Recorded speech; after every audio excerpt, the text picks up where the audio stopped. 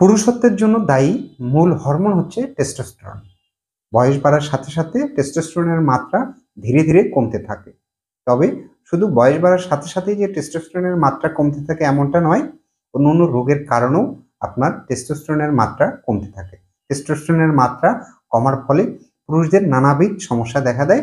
আজকের এই ভিডিওতে আমরা টেস্টোস্টেরন হরমোন নিয়ে আলোচনা করব। তার আগে এই চ্যানেলে নতুন হয়ে থাকলে চ্যানেলটি সাবস্ক্রাইব করে নিন।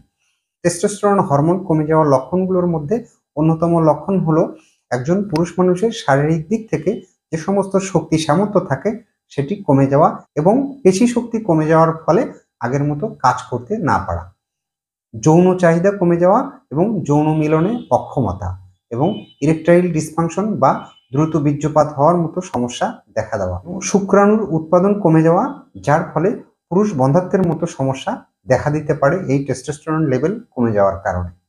এবং টেস্টোস্টেরনের মাত্রা যদি মারাত্মকভাবে কমে যায়, যার ফলে চামড়া ঝুলে যায়, ঘুমের সমস্যা দেখা যায়, সবসময় ক্লান্তি লাগে, কাজে মনোযোগ দিতে না পারা এবং হাড়ের ঘনত্ব কমতে থাকা, তাহলে এ ধরনের লক্ষণগুলো দেখা দিলে আপনাকে অবশ্যই দ্রুত চিকিৎসকের পরামর্শ নিতে হবে।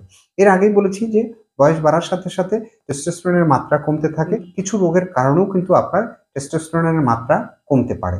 এর মধ্যে রয়েছে আপনার ডায়াবেটিস, উচ্চ রক্তচাপ, লিভার সিরোসিস, কিডনি রোগ, ওজন বেশি থাকা, ধূমপান, মদ্যপান, অন্ডকোষের সংক্রমণ এবং পিটিউটারি গ্রন্থির কর্মহীনতা। এসব রোগের কারণেও কিন্তু আপনার টেস্টোস্টেরন হরমোনের মাত্রা কমে যেতে পারে। তাহলে টেস্টোস্টেরনের মাত্রা যেন স্বাভাবিক থাকে এর জন্য আমাদের কিন্তু কিছু নিয়মকানুন মেনে চলা উচিত। দীর্ঘমেয়াদী রোগগুলো আপনাকে নিয়ন্ত্রণে রাখতে হবে।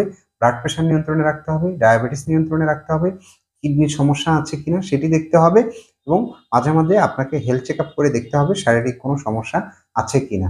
আপনাকে স্বাস্থ্যকর খাবার খাওয়ার অভ্যাস করতে হবে, নিয়মিত ব্যায়াম করতে হবে এবং ওজন নিয়ন্ত্রণে রাখতে হবে। টেস্টোস্টেরনের মাত্রা যদি কমে যায় তাহলে অবশ্যই আপনাকে একজন চিকিৎসকের পরামর্শ অনুযায়ী প্রয়োজনীয় ব্যবস্থা গ্রহণ করতে হবে।